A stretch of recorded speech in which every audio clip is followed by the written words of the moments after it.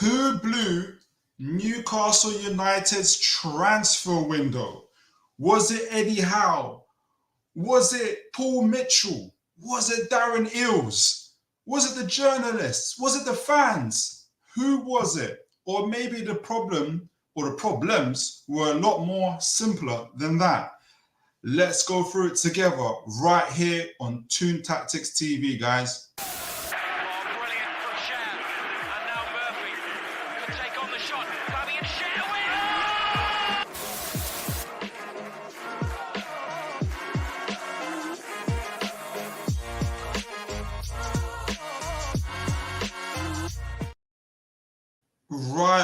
Right. I hope you guys are well. How are you doing this evening? Let's get right into it. And from the beginning,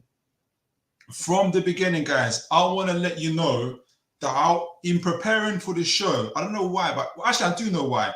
I've been very nervous in putting this show together because I think partly because I'm going to go through a few dates, timelines, I'm going to go through names and all of that. And I'm like, am I blowing it up? Am I making something that I know is quite simple to sort out in terms of the transfer window and making it more complicated? So I'm going to need you guys in the chats. I'm going to need you guys in the comments to keep us on track, to kind of help us as we're going to filter through the wreckage, as you can say, of the Newcastle United's transfer window. What happened? What didn't happen in terms of recruitment, player sales or non-player sales, and everything on top.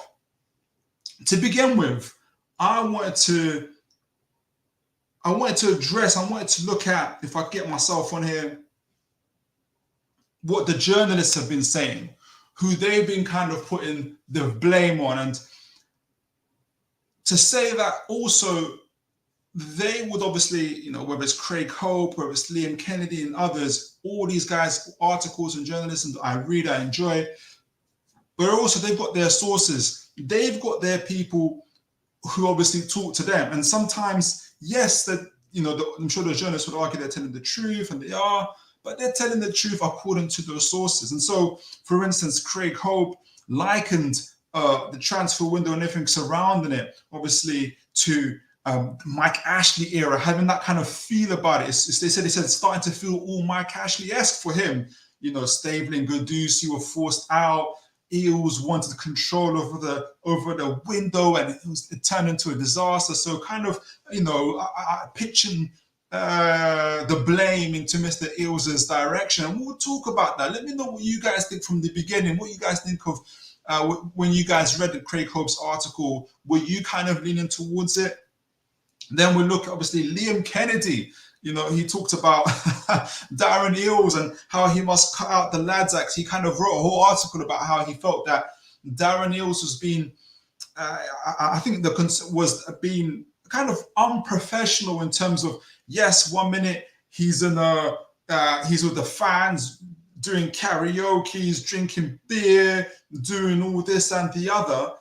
But then there's no, and I think the kind of overriding feeling I got from the article was that he was concerned that what happened to the recruitment? What happened to the transfers? What happened to our right winger, our right centre back? Are you too busy guzzling beers and joking with the fans? We need you to become more professional. And so I felt, and I'm sure Mr. Kennedy might disagree with me, but I felt a tinge of worry and concern. I mean, worrying about what Darren Lewis is drinking and what he's doing. I think it was sounding a bit panicked to me. But the article that I think is more closest to what I think the part of this, the main problem and issue was with the transfer window is to do with Mr. Douglas, who essentially was the embarrassing transfer window, frustrations, hurt, and flirting with carnage, where essentially he concludes, and obviously it's behind the paywall, I'm not going to say too much about it, but the conclusion is that there was a cluster of issues, some in control of the owners, directors, and the how, and some out of control, and they all combined together, all came together at one time, which caused this failure of a transfer window, or as Eddie Howe called it, not brilliant. So I'm gonna go through the timeline of things. I'm gonna try and put these events together. I'm gonna try and talk about them in a clear and a concise matter. I need you guys to remember that I've kind of picked out the highlights for me, and to kind of add context to things, I need you guys to let me know. Also, put in your views, put in your comments, remind me of certain things, push back on certain things, agree if you like. Let me know what you guys think as we kind of go on this journey together through Newcastle's transfer window. And some people might not want to do that on this evening, knowing obviously what the end date was. So let's start off with this. And this is what obviously Darren Eales came up with, and he said when Mr. Paul Mitchell came in, but we'll talk about that. The first thing I wanted to start off with, I thought, was Darren Eales said to us in this window, we were £70 million in the hole. We were £70 million over the PSR. And we had literally until, as we all know, until June, the end of June, to meet that PSR deadline. So what I wanted to find out before we even got into, Elliot Anderson, Minte, how did we get into that situation where we're £70 million in the hole? And I want to say from the start, I don't mind Newcastle owners pushing us as close to the edge as possible to get the players that we need, that will get us into a position where we're winning trophies, we're winning leagues, and we're doing that. So that's not my gripe. But that's not even a gripe in itself. It's just to say we started off the PSR, we started off the transfer window on the back foot. So how did it come to this? How did this come to this situation? So what I've got before you guys right now is the 5 transfer windows the owners have had, directors have had since 21-22 with Newcastle United, to kind of explain where we came from and why we got to that point. And essentially, if you guys saw my previous transfer window, my previous videos leading up to this transfer window, where we looked at, I think it was on 442, we were talking about PSR. And essentially what we're saying about the transfer window for most teams is, say, for instance, you spend £150 million on transfers. You need to make about £50 million in sale to keep yourself within that £105 million stretch of a budget, that threshold. It keeps you sort of even. So that, if you can keep that in mind as we're going through this. So if you buy 100, so it's about a third of what you spend, that PSR. So if you spend 60 million a transfer window, you've got to try and make 20 million pounds in sales. And obviously it's going to be various variables, if I can say that, because of transfers, because different clubs and have different revenues. But for Newcastle United, because of where we were at the time going into this window, we needed to make a third in sales. So if you look at 21-22 window, this is all that transfer. Obviously, the owners had January and obviously summer window. They didn't sell anybody, but they spent £130 million on transfers. Following on in that, and so we're already on the back foot there. I don't mind. Remember, I don't mind, and I'm not overly kind of concerned about that, because we got us out of the transfer window. However, we know that going into the next windows, we need to make some sales. Did we make some sales? And good evening to you, Geordie Terrier. Going into the next window, we brought in £14 million in player sales, but we spent 185 million. So our bet, if you can say that, or us going beyond that 155 million pound threshold, is already blown. We've recruited, we've got Alexander Isak into that window, Anthony Gordon, Sven Botman, great players, and we're in further problems. We haven't sold 14 million pounds. I think that was on, I don't know, Chris Wood maybe. £14 million going into the 23-24 window. That's the previous winter and summer window. What did we do? This is the window where we brought in Sandro Tonali, Harvey Barnes, Tino Livramento, Lewis Hall obviously on the loan to buy, and Yankuba Minte. The window in itself was the kind of window you want to see for every window, where we brought in £44 million. We sold 44 million pounds worth of players, but we spent 153 million pounds on players coming in. That's the kind of window you want everywhere. A third of the players you sold, but we're still adding up all the debt from the previous windows. So going into this summer window, you guys, going into this January, you guys will remember when Mr. Ills himself said, we cannot bring anybody in unless we make sales. In his mind, when he's giving us that interview, he already knows we are 70 million pounds in, like, over this PSR threshold. The problem is, Newcastle, even though you remember Bayern Munich came in for Kieran Trippier, those talks for Callum Wilson, Almiron being sold, but the problem was, and you guys will remember this, we had about 10 plus players out nearly for most of that season, and selling any of those guys means that we lose. We have less bodies, we have less experience, and we have less quality, and we could be struggling in the bottom half, God forbid, even relegation, if we don't act. So we didn't bring in anybody in that transfer window, and we didn't sell anybody in that transfer window, in that winter transfer window, which leads us to this point. And this again, this myth is not that people are putting out. I don't address it now. That Eddie Howe hasn't been supported for the last 3 windows. You guys have just seen our windows. He has been supported. We have broken all thresholds in terms of that PSR deadline to bring in quality. Sandro Tonali, Harvey Barnes, before that, Alexander Isak, Anthony Gordon, every window he has been supported. That January window that has just gone, we are 70 million pounds over, and nobody's being sold because we've got injuries. You've heard it here.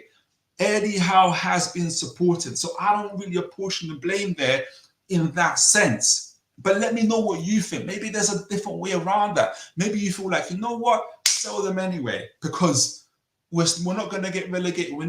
We could have lost Anthony Gordon, as we know, looking back in hindsight. So going into this June, remember this kind of window breaks up into 2 parts almost.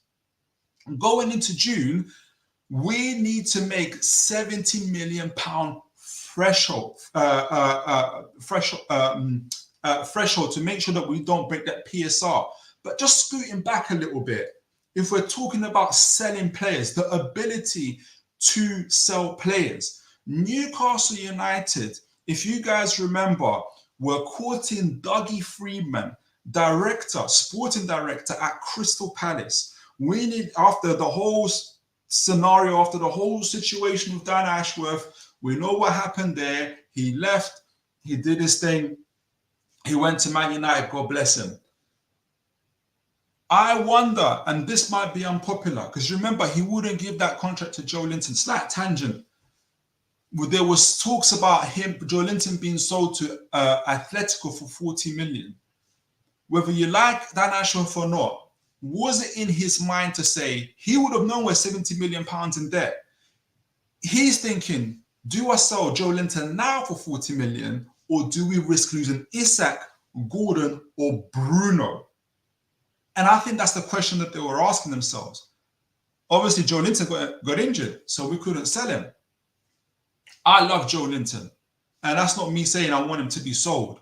But remember, we got the 70 million pounds hanging over our head. Ashworth is gone. Newcastle are courting Dougie Freedman because they got the summer in mind, and they need someone, because Ashworth isn't really a salesman. He's not a salesman. He's not a recruiter. He doesn't really go and dabble into the market that much. He just brings people together and does all that. Fine.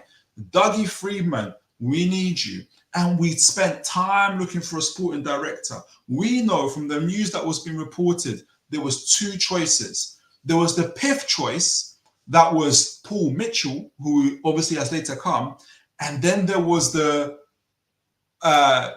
Eddie Howe's choice, and I think following that is Amanda Staveley, Medad Gadusi, and possibly Jamie Rubin. In fact, I think Jamie Rubin, who are looking for Dougie Freedman, and we spent time looking for this guy. Eventually, Dougie Freedman said no. And part of the reason, this is where I think now we're beginning to see the straw break on the camel's back when we're talking about in relation to PIF. We're £70 million in debt. The director that we need, in breach of over the PSR rules, not in debt, but in breach of the PSR rules. Dougie Freedman, the guy that we spent like 6 weeks, 2 months chasing, has finally said no. And not only did he say no, as you guys can see here, he was caught with Alex Ferguson. When I say this, he was caught with Alex Ferguson. Speaking with Alex Ferguson in a private gentleman's place. And the rumors from that was Man United were courting Dougie Freedman to come join them. And the rumors still remain that Dougie Freedman is going to eventually join Man United by this summer. So it feels like now, and we're going to get onto Palace, because this isn't the first time Newcastle have been used by Palace, in my view. Dougie Freedman is going to Manchester United, or so the rumors are. And if you're a PIF, if you're a Mayan, you're looking at this and thinking, hold on a minute, we're £70 million in debt. Ashworth has left. Dougie Freedman, who we spent 6 weeks, nearly 2 months chasing, now is going to Manchester United. We're going into the summer with nobody here with the skills and expertise we need to make the player sales. We have no director of football. We have nobody who can be active in the market for us to make these sales. In June, following that time, we know that Amanda and Medad have now sold their shares in the club. That the decision was made. How that decision was made, I'm not sure. I think it was always been planned that they would eventually get phased out. They'll get their money. PIF and Jamie Rubin will take that money. But I think we're already seeing cracks evolving from this time, from the Dougie Freedman leading up to that point where I think PIF are now saying we need a more hands-off approach. We need to. We've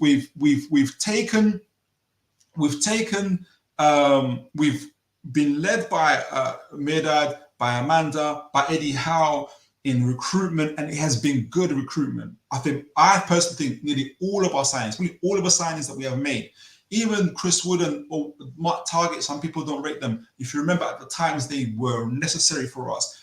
They led us out of the relegation, into the Champions League, into finals. It makes sense to follow Eddie Howe. However, what is needed, and this is part of the lessons learned, what Newcastle really needed was a sporting director who is objective and decisive in relations to recruitment. We've had too many stories of maybe, yes, we understand that you need players to feel close, to feel like they're wanted. And I think Amanda and Medad and Eddie did a fantastic job doing that. But in my view, and I understand why players did this, you got families, and stuff like that, you got your own, Almira's got a family, Callum Wilson's got a family. But I think at one stage or another, promises or some sort of discussions were made where, okay, we'll go to Saudi, we'll do this, we'll do that. And those assumptions were made. Mark Douglas talked about this. Assumptions were made about Callum Wilson, about Almira, that these guys would eventually either go to Saudi Arabia or to America. Those guys chose to stay, and fair enough to them. It's not blaming the players. But this goes back to how if I'm Ramayan, if I'm PIF, and I'm looking at their situation, I'm thinking, we're £70 million in debt. We've got no one able to sell. We need to act. And if we go forward again, there is obviously talk of boardroom strife at this point. Darren Eales versus Amanda versus how all of these things are now building into this summer. Amanda and Midad leave. We can take them off here. Amanda and Midad leave. And now we're going into the summer, obviously into June, where we've and this is on the back of the whole Anthony Gordon saga, where we nearly sold Anthony Gordon to get Mr. Joe Gomez as well. By sheer grace of God, we managed to not have to sell Anthony Gordon, Isak, or Bruno, all of them at once. We managed to not sell them and sell Elliot Anderson and Jakub Binte, almost by sheer luck. There was a price to pay for that. And we know we had to take Nottingham Forest goalkeeper for £20 million. Again, if you're an owner, if you're a PIF, you're thinking, we didn't have to do that. And not only that, we've also caused a situation with Anthony Gordon, who nobody was talking about leaving for Liverpool until this situation, until he got that phone call saying, we might have to sell you to Liverpool. In fact, in his article, Mark Douglas talks about how it had gone so far in discussions between Liverpool and Newcastle United, it went as far as them discussing payments. So in terms of payments from club to club. So that means there was a personal agreement already done between Anthony Gordon and Liverpool. And now there's a payment discussion. When are you going to pay this? When are you going to pay that? You don't go that far unless an agreement has already been done between player and club. Players ready to leave. If you're in Anthony Gordon's shoes, you've already given the best year of your whole footballing career, 20 plus GA, you get that phone call of, hey, we need you to leave because we need to make up this money. You're thinking, why not Isak? Why not Bruno? Why not this? Why not Joelinton? Why are you selling me? You're ready to go. And when people say his head's been turned, we turned it, right? It's not that he was thinking about this all his life. He may eventually play for Liverpool anyway. We turned it. And we turned it, if you're looking for a PIF situation where we could have avoided this situation in the first place. If you're reminded, you're thinking, I wanted to hire Paul Mitchell since May. I wanted to hire him and it didn't happen because we went for Dougie Freedman, because you guys wanted Dougie Freedman, and fair play to you. He's going to Manchester United now. So now we've just edged it past. We've got to the situation where we've sold Minte and we've sold Elliot Anderson. Players that Eddie Howe didn't want to sell. Players that Eddie Howe didn't want to sell. I don't think anybody in the fan base wants to sell them. Elliot Anderson was improving. Yakuba Minte was looking exciting. We did not want to sell them, but it had to happen. And you guys would have seen from the previous windows how poor our salesmanship has been in the previous windows. Yes, we're trying to get out the fast lane. Yes, we're trying to get out of the traps of the Mike Ashley era, trying to build these structures, but we're £70 million in debt going into this window. We've made it. In June, we've made it. We've managed to get there. We've managed to not breach PSR. And yes, there's been the whole kerfuffle with the directors. Mirad and Amanda have left. Dougie Freedman has rejected us. We've already turned Anthony Gordon's head, but we've managed to beat that PSR trap. And now we're set and ready to go. And this is when PIF, I've got PSR on my brain. PIF have now acted and said, hey, we are bringing in Paul Mitchell. We are bringing in our man to now, I don't even think it was necessarily for this summer. Yes, for the summer, but there's a bigger picture. If you're thinking about all those things that went wrong in the previous summer, we are bringing someone who's going to give us a decisiveness and objectiveness when it comes to player recruitment, when it comes to player sales and bringing players in. We respect Howe, love Howe, all that is done. But we also need to make sure that we keep moving it. We can't have a situation every window where players like our blue chip players, Anthony Gordon, Bruno Gomes, are looking over their shoulder thinking, we're going to get sold. We're not valued here. In comes Paul Mitchell. And we already know who our targets are. We know what positions, in terms of positions, we want to fill, and we're ready to spend. You know how we know we're ready to spend? Because we made bids. I know there's rumors, the in the nose and all this other stuff. I kind of picked out the players that really came into mainstream, that were confirmed by various multiple sources that we talked about. And the focus, as we all know, is the right wing and is the right centre-back position. I'm going to kick things off with that right centre-back position. And we're going to flow in between the two, because some of these bids were made in June and July. We wanted Adebayo Tosin, free transfer. We want him and Lloyd Kelly, because the idea being, if we get Lloyd Kelly and Tosin, we save so much money and we can go hard on that right wing position. We can really, really spend big on that right wing position. Obviously, James Trafford, that goalkeeper position as well. The situation with Tosin, what everybody at this point, you can see here, Newcastle in pole position to sign Tosin Adebayo in Fulham. And then somehow that deal did not happen. Chelsea managed to get him, and they paid a higher wage for him. At this time, Paul Mitchell is not there. The deal wasn't done. Some people are saying we should have paid him the money. He wanted about 150k. He would have been on the same money, possibly even more, as Bruno Gomes. That cannot happen. I don't care if he comes in for free. We miss out on Tosin. We then follow that up. You can clearly see we're going for a right centre-back position. We're looking for a ball-playing centre-back. We're looking for someone either a proactive destroyer, or to play alongside Sven Botman, who's a very defensive-minded ball-playing defender.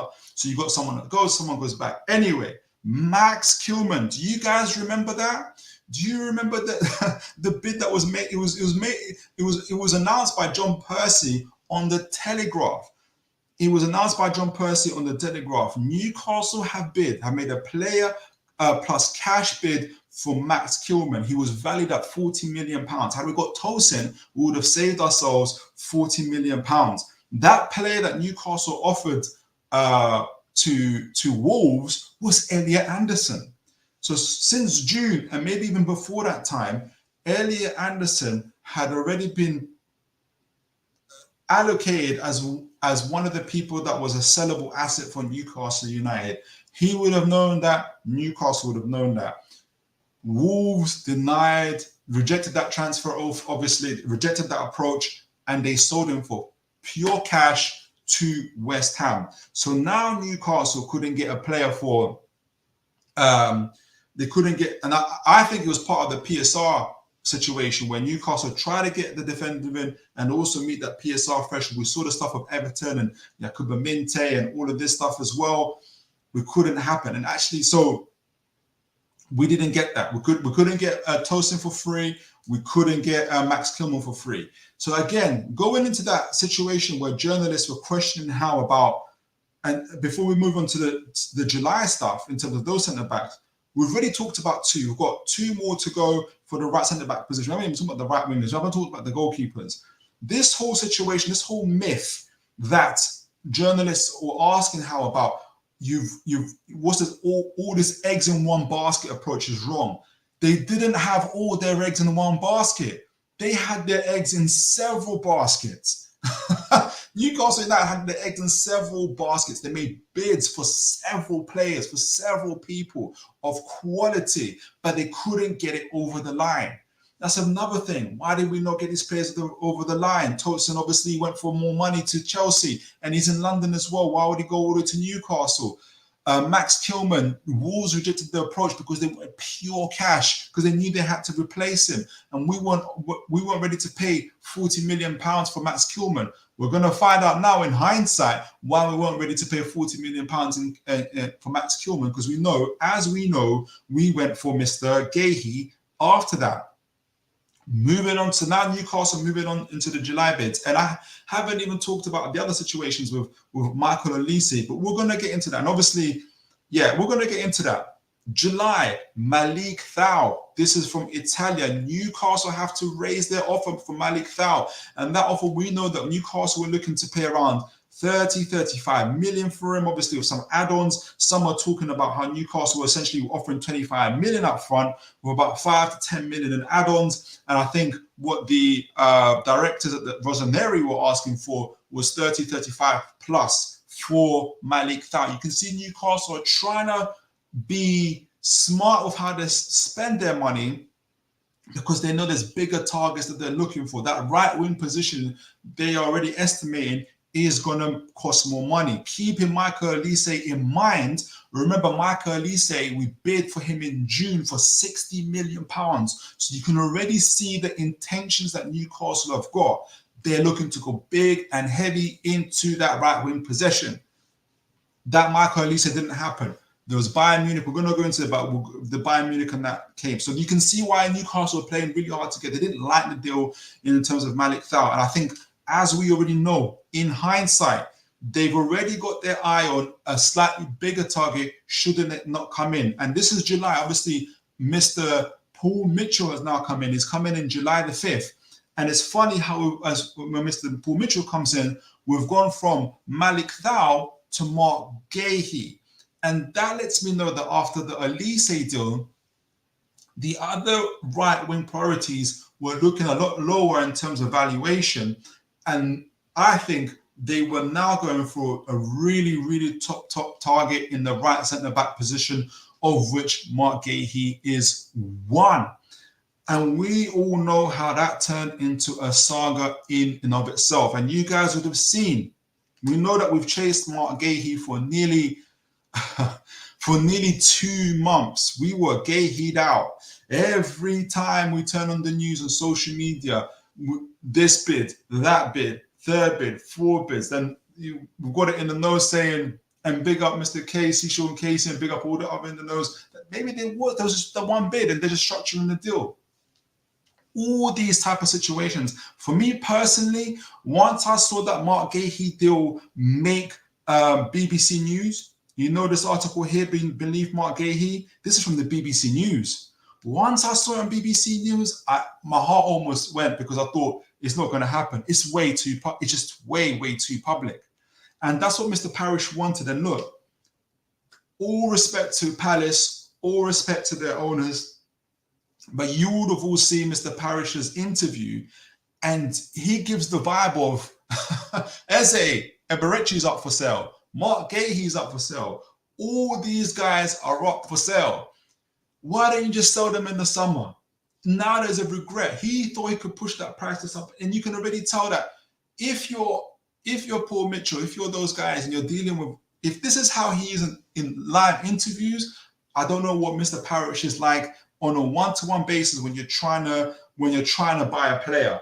And Mark Gahey, that whole saga, that's what's happened. But the problem is it went on for 2 months. And this is where the narrative now begins, where the journalists were saying to Mr. Eddie Howe, what's this all eggs in one basket situation? And as we have seen, it's not all eggs in one basket. There's about 4 bids, 4 different players that Newcastle chased that we know they put bids in for.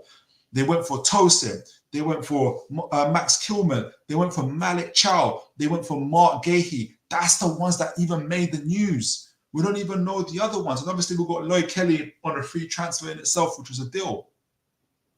So that whole myth is gone. And the Mark Gahey situation is gone. And we might be looking at January to get that. Now, you guys tell me, what's your thoughts on that whole situation? I think there's controllables, and in terms of where every time I think about it, okay, when they're making a bid for a player, do they have a set time when they move on from a player if that situation isn't working? Tosin just went to Chelsea. They can't control that.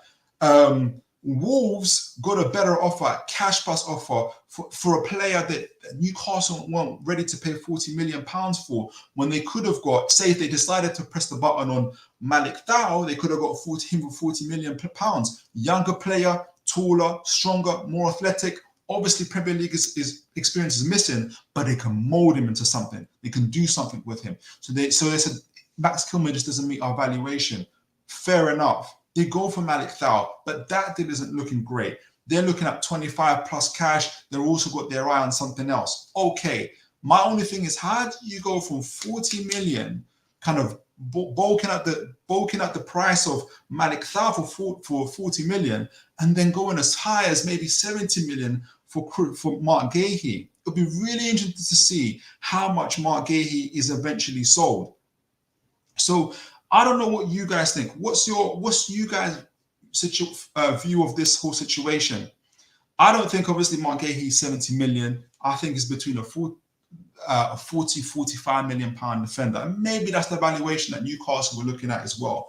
They're probably looking at 40-45 million plus 5 to 10 million add-ons, and Mr. Parrish wasn't having it. But the rumors are 70-75 million Newcastle were willing to pay. We'll see in January if Mark Gahey is sold, and if it is to Newcastle United, who's he going to go to?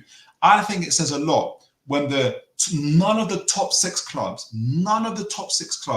even made a bid for Mark Gahey. It lets me know how much he's worth. It let Newcastle know that he's not 70 million, 65 million, 60 million, so 55 million pounds. So even that whole saga ended disappointingly, especially for us fans who are really hoping and expecting for him to come.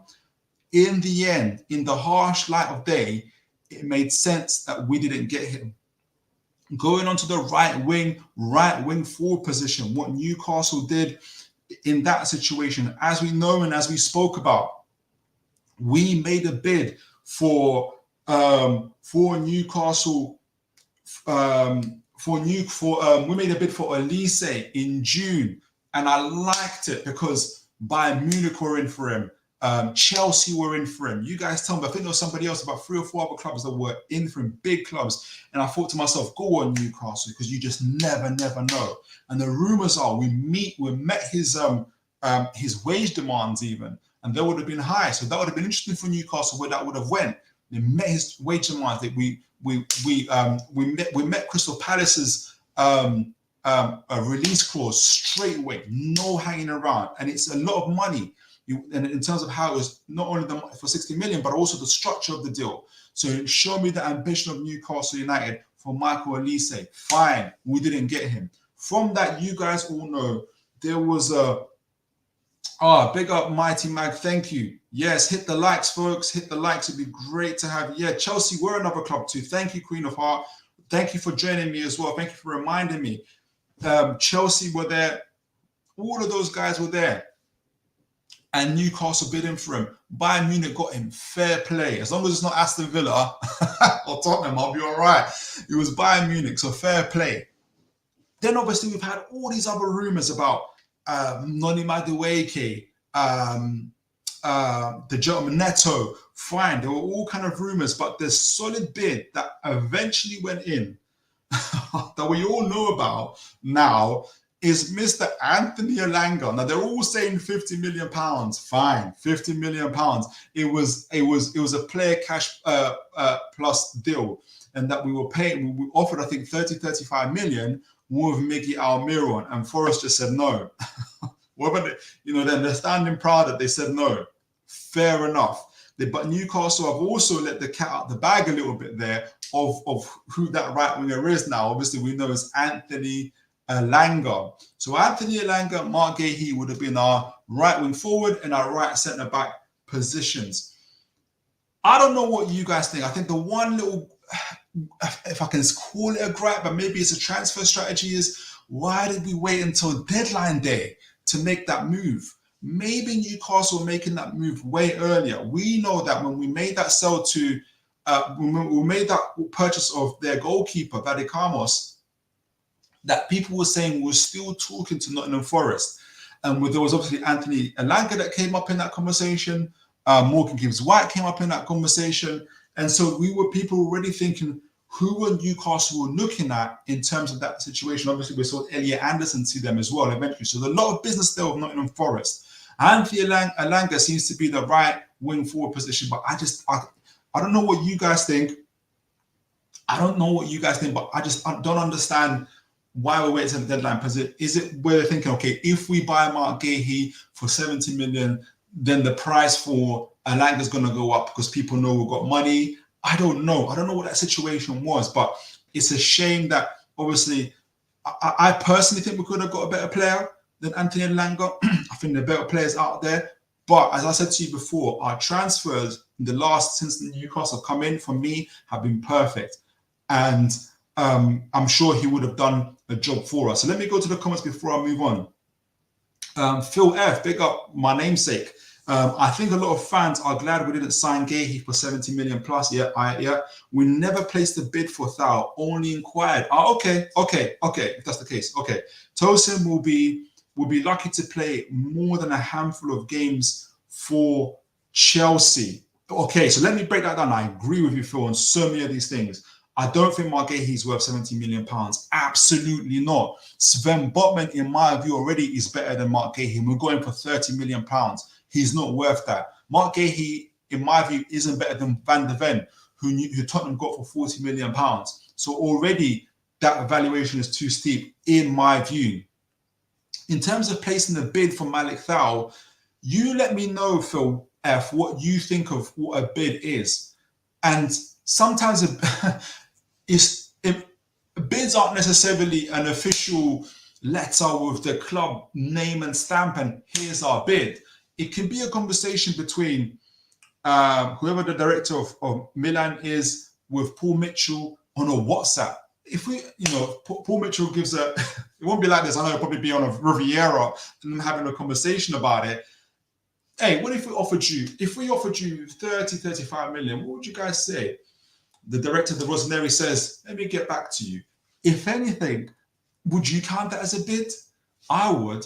I think there was too much talk, too much inquiry, and I think bids, whether officially or unofficially, were being made. I think something was being structured, and for whatever reason, Paul Mitchell didn't agree with it. Tosin would be more. It goes back to that saying. I don't know if you guys remember what Mourinho said about players that left clubs. Look who they play for, when they play, how they play. Tosin went to Chelsea, and like you said, he's not even getting a game. Cowell and Fofana are ahead of him. So how are we going to pay 150k in wages for a guy that's sitting on the bench for Chelsea over Bruno Gomes? In the end, no matter how disappointing it is, that was a wise choice from the Newcastle owners, and I have to give them ratings for that. So a lot for me to agree on with you, Phil F. But let me know what you think about that whole inquiries for Tosin. Queen of the South, was Gahey just being put out there for interest, never really out for being sold? That's a great question. I think Parish overplayed his hand. Newcastle came in with a very, very good offer, in my view. I think he's a 40-45 million pound player.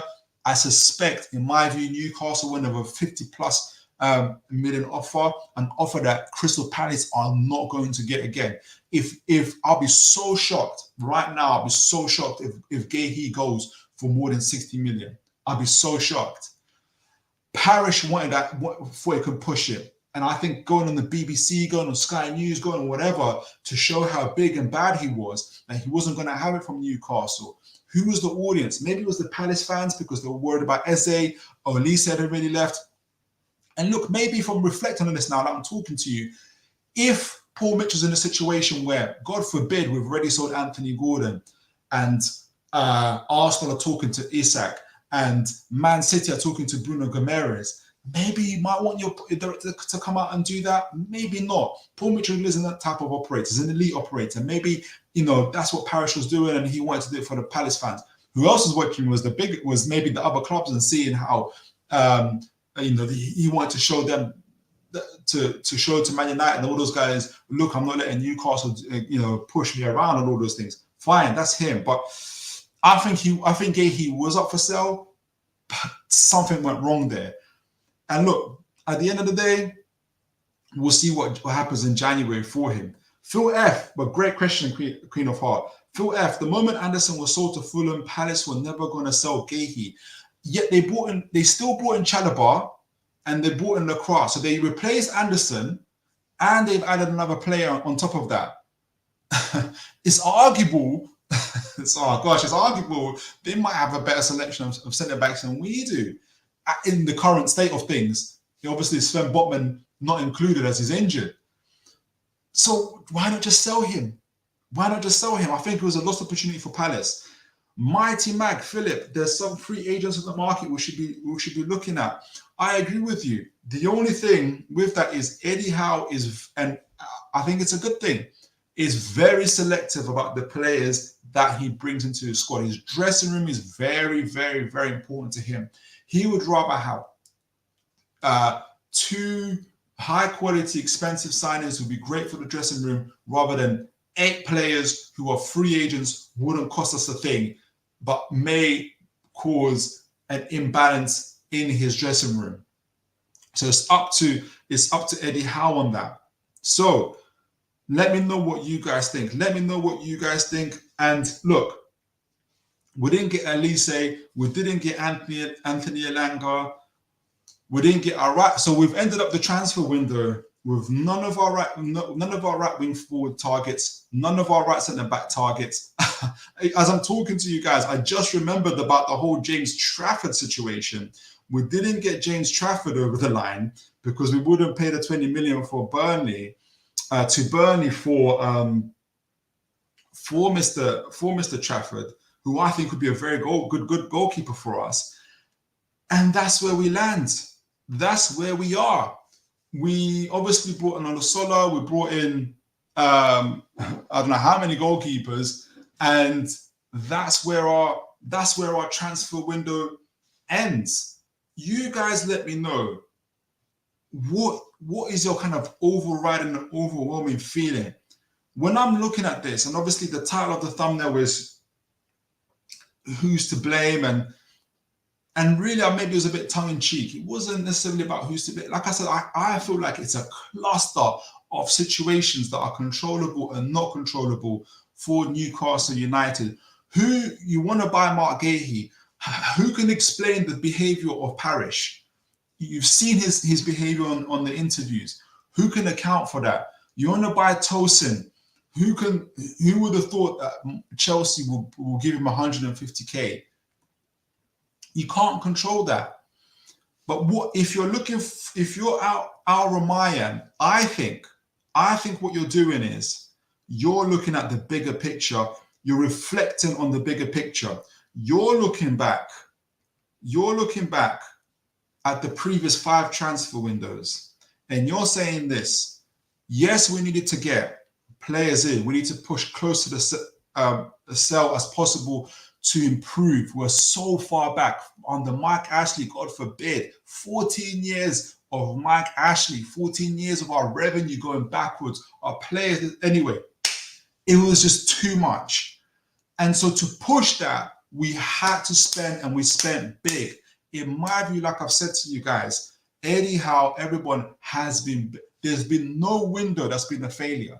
I know people will say January, you already know we're 70 million pounds in debt. We buy another 30, 50 million pounds, we'll be 120 million pounds in debt. And therefore selling Elliot Anderson, selling Yankuba Minte would have been a drop in the water. Then we really have to sell Anthony Gordon.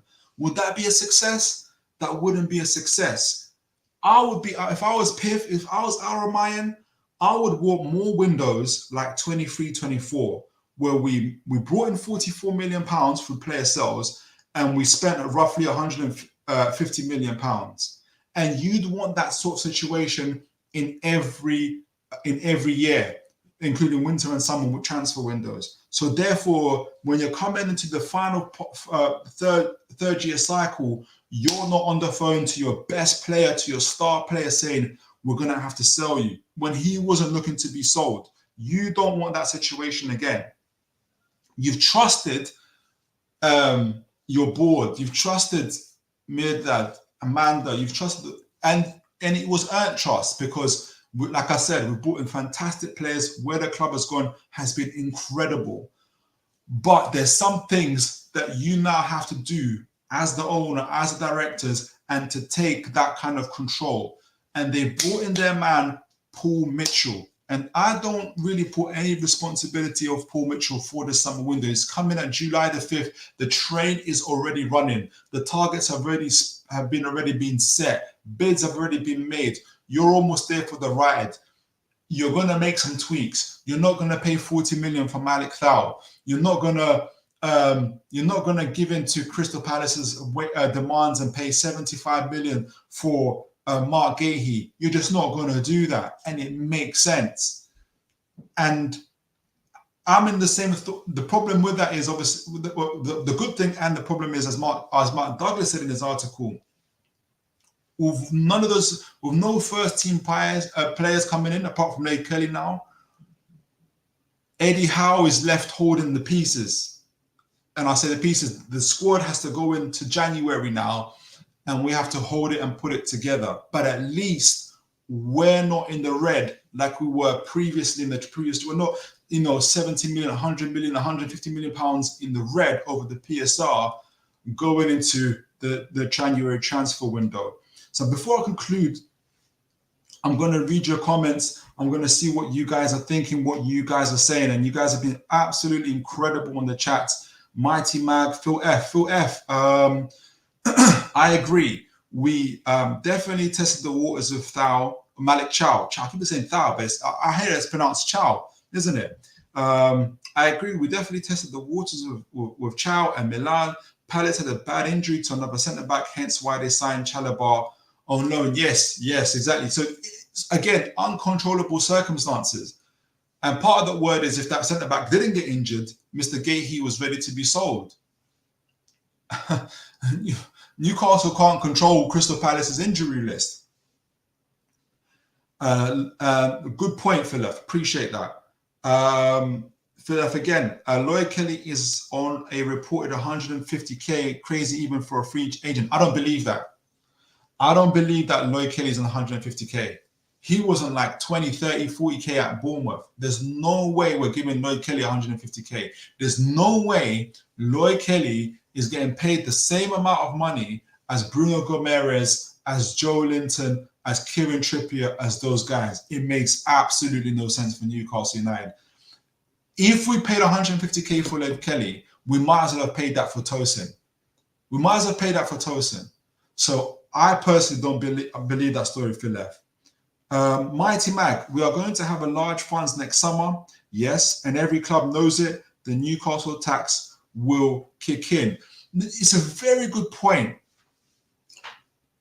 But what they would have also witnessed with the whole Mark Gahey saga, whether it's the Mark Gahey saga, Malik Chow situation, all these other situations, is Newcastle will be ready to spite their nose, cut off their nose to spite their face almost when it comes to transfers. They won't pay more than what they value the players. They'll push it, but when they're ready to walk away, as I've just seen, they've walked away from 4 centre-backs that we know about. They've walked away from those deals.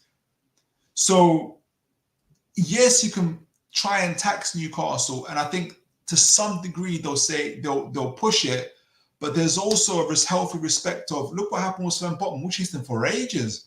We didn't, and eventually Milan caved, and we paid the money that we wanted to pay for him. So if you're a club looking to sell to Newcastle, we're not a walkover. We will move on. We will definitely move on, in my opinion.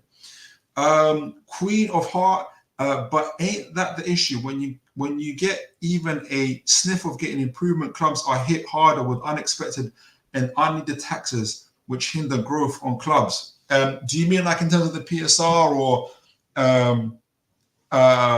like in terms of just player negotiations and stuff like that? If it's player negotiations, I think it's all part of the package. I think I get the opportunity to speak to Tottenham fans, to Arsenal, Man United. Man United had to walk away from the Branthwaite deal because Everton said we want 70 million, or was it 80 million for Branthwaite? And Man United said no, we're paying 40 million or 50 million or something like that. And because the Man United, Everton thought they can charge them and that extra 20, 30 million for Branthwaite, and Man United walked away. And that's what clubs are having to do. I think the market and everything else is shifting. And yes, we've got rich owners, and yes, sometimes people are going to look for extra money. But I agree with you in terms of clubs wanting to improve. But as I've also pointed out in our previous windows, we didn't make enough sales. We've been so poor at selling. We've been absolutely atrocious at selling. Part of that problem, I think, is I feel, and what I'm about to say, there's a benefit and there's a negative to it. I almost feel like Stavely, Gadusi, how we're just, and I think Jamie Rubin were just too close to the players, and they were too close to each other, and they had too much power in that boardroom. Dan Ashworth, whether people like him or not, and I understand he did dirty, I wouldn't be surprised if in the boardroom he's saying, we're £70 million of PSR, we need to do something about it, and no one paid him attention. I wouldn't be surprised if Darren Eales was saying the same thing. We're £70 million are going in, and they're saying to him, forget that. We told you we've got Saudi Arabia lined up for Kieran Trippier. We've got Saudi Arabia lined up for Callum Wilson. And we'll get Almiron on, and we'll make that £70 million. And all those three players are still at Newcastle. All those three players are still at Newcastle. When Darren Eales is saying, or PIF are saying, look, I want Paul Mitchell, and they're saying, nah, Dougie Freedman. Dougie Freedman is the guy. He's going to get us what he needs, and he wants to join. He didn't join.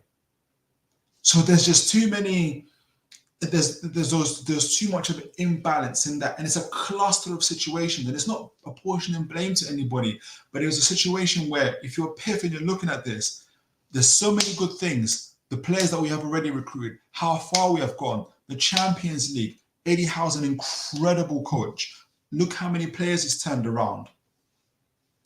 But when it comes to this PSR, this legal stuff, selling players, and you also, from that kind of warmth and love and great dressing room, and which you all clubs need, you also need the balance of decisive decision makers and people that can get things done. Paul Mitchell went into Monaco, who had 77 players, and he reduced that, and he not only sold about half of them, he also reduced their contracts and their structure, brought in James Bunce. I haven't even mentioned James Bunce, and also reduced their injury record. Their injury record was even worse than Newcastle's.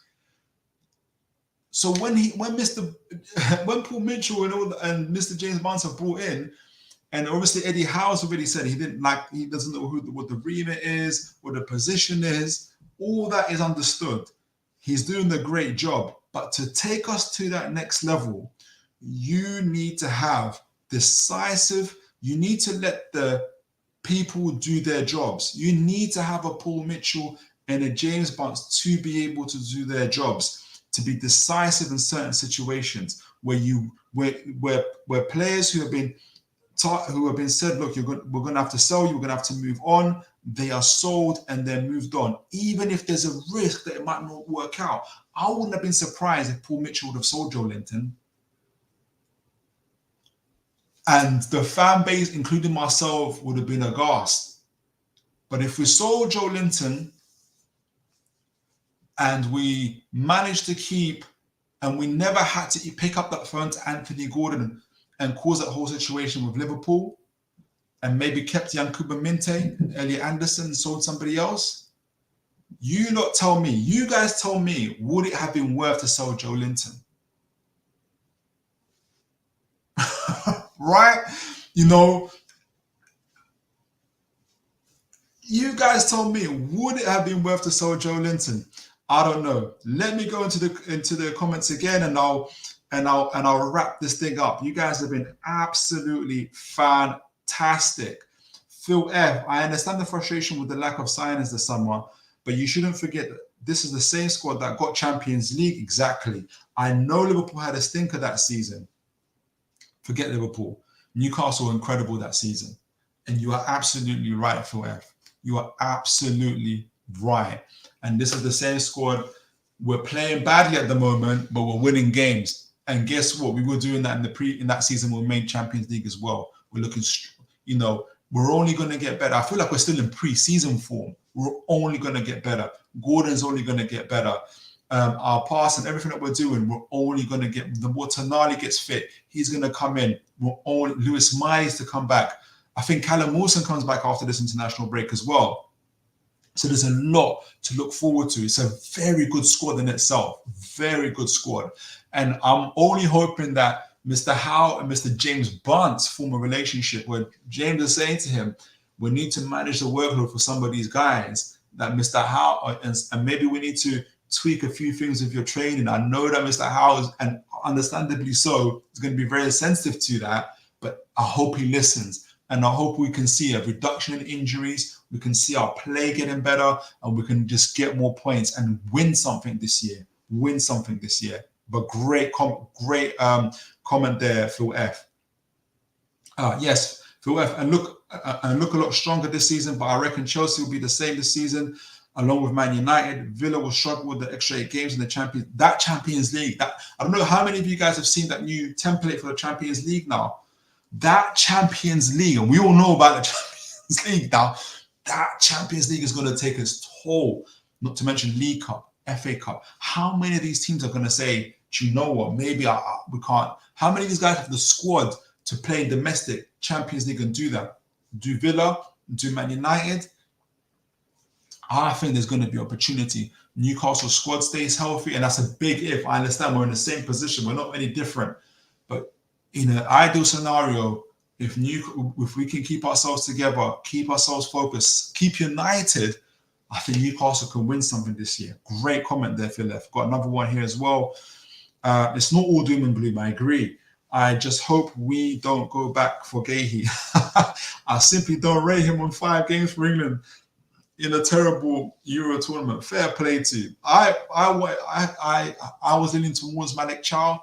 Maybe he might still come in. So, guys, Mighty Mag said, sorry, couldn't sell J7. Look, this is it. Couldn't sell J7. Even if it meant we never had to make that phone call to Anthony Gordon, even if it meant that we got to keep Elliot Anderson and Yakuba Minte, I don't know, man. I don't know. And you know, Eddie Howe would have been throwing and kicking and saying all this stuff, but the bigger picture, somebody's going to focus on the bigger picture. And that's what it is. Big up to you. It's all black and white. Big up to you, Tony. Good to see you on here. Good to see you on here, sir. I'm glad you're able to make it. So look, in conclusion, guys, when I'm looking at this situation now, Newcastle structure, as we look at it now, is now set. Unfortunately, Medad and Staveley had to leave. We've got our higher ups. We've got Jamie Rumid, Ramaya and Solis, Azia, I think her name is as well. That's the owners, that's the directors. We've got our director of football, Paul Mitchell, is going to have another 3 months before the transfer window to get not only the recruitment and transfers in place, but everything else the club needs. We still need to figure out, and some of you aren't going to like it, whether we get a new stadium or whether we extend the current one that we've got. We've got so much to look forward to. And we've got to think of new ways to get revenue. We've got Red Bull just now as well. A lot going on. I think this transfer window taught PIF, the owners, and I'm kind of speaking from their angle, a lot of lessons. And that is, if Newcastle are going to be a big club, a regular Champions League winning cup, a regular cup winning cup, a regular Premier League winning club, these are the big decisions. There is an element of decisiveness. There's an element of objectiveness that every club needs to make. And there's going to be decisions that Paul Mitchell will make that will upset Eddie Howe. And I think Eddie Howe is one of the top 3-4 coaches in the league, severely underrated by Premier League other rival fans who don't know who he is. And I just hope that him and Paul Mitchell can have a relationship that Paul Mitchell had with Pochettino, that Sir Alex Ferguson had with David Gill, that Arsene Wenger had with, I forgot that director's name. And together they can push forward and win things for Newcastle. But I'm also ready to know that we've got the structure in place to also move forward. Should Eddie Howe not like it, if he keeps on saying if he keeps on leaning towards England, your heart's not in it. And for me, I don't know about you guys, Newcastle United is bigger than any employee of Newcastle United. And so that's what it boils down to. And PIF, the last word on PIF is, look at Khaldoon from Man City. He represents obviously the Abu Dhabi group.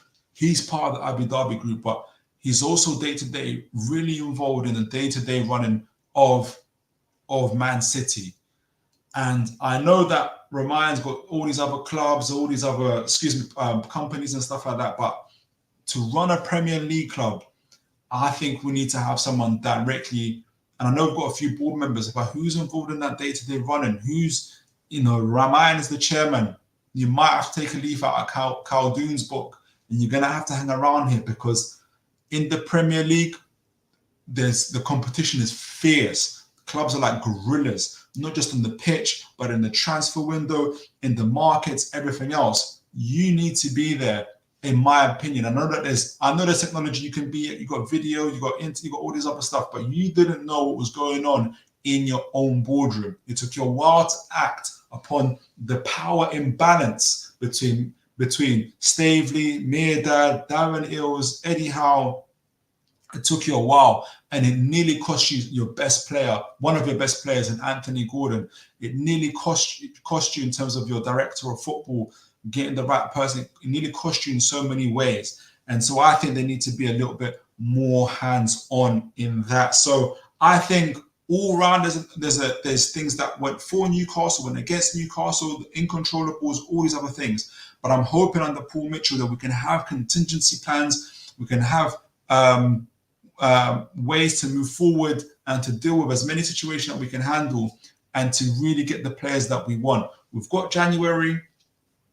The next summer, who knows if we even keep Bruno, Isak and Anthony Gordon. Have we got a plan? God forbid, in the worst scenario, that all three go. Do we have a plan? That's going to be almost a reset, a rebuild within itself.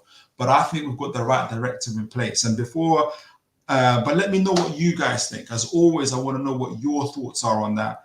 So I'm going to read through the comments before I shut off. But I'm so happy that you guys came on today. I was worried about, man, there's just so much to talk about this window. And I bet as soon as I shut off, as soon as I clock out, I'm going to be like, man, I forgot to mention this. I forgot to say that. I just think it's an incredible situation. And I know that we've got lots to look forward to. It's all black and white. Hi, everyone in the chat. Yeah, of course. Evening, Tony. Let's see. Who else have we got here? Got any more questions? Here we go. Phil F. Philip, first time seeing your channel. You talk a lot about sense. Tony, you should have Philip on as a guest instead of John Sinclair, because he's a Man United fan. No, John Sinclair's a great guy, man. He's a full on. I know you're bantering there. I hope to get Philip on my channel at some point. Love to come on, Tony. Love to get your thoughts on everything that you've heard on here today. Fair play, Tony. All right, so guys, you have all been incredible. We've got January to look forward, we've got summer to look forward to, we've got the season to look forward to. Number one, we've got Wolves coming up next. Let me know, guys, what you guys thought about. Send me your score predictions for the Wolves game. That would be great as well. But like I said, there's a lot of learning to do. I think we've got the right structure. We've got the money. And we're in the green for the first time in a while going into the next transfer window. There's a lot to look forward to. I know it ended disappointingly, but at the same time, there's so much to look forward to in this transfer window, guys. And it's a great time I had spending this evening with you. And as always, folks, make sure that you look after each other. Have a great evening. Take care. And as always, guys, take care and God bless, folks. Oh, brilliant from Sham. And now Murphy could take on the shot. Fabian Sham.